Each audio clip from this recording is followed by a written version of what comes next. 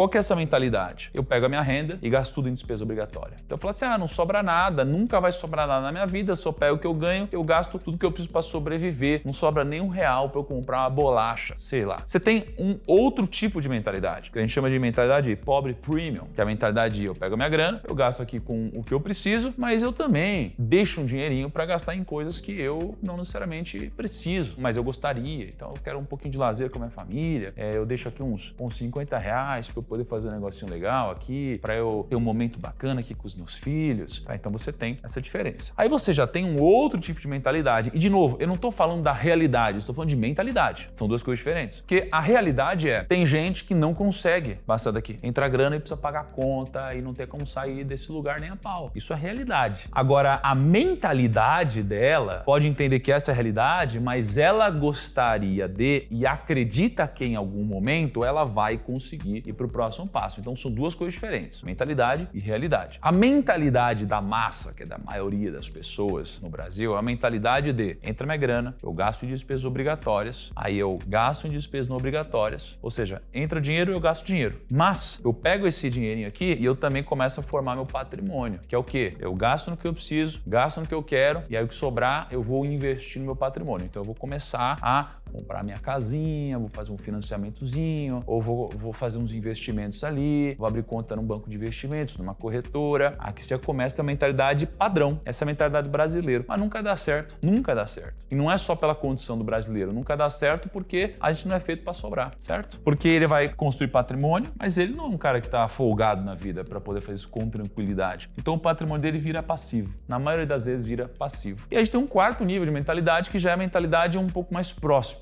De novo, não é realidade, mas é para onde ele deveria começar a mirar. Ou seja, ele vai pegar a grana dele, paga o que precisa ser pago. Ou seja, é o que é obrigação. Ele se comprometeu com alguém, tem que pagar. É obrigação. Depois disso, ele desfruta de alguma forma, porque ele precisa ter momentos como esse, que servem como combustível. Depois ele investe em patrimônio, só que esse patrimônio gera ativo e não passivo. Então isso aqui já é uma mentalidade rica.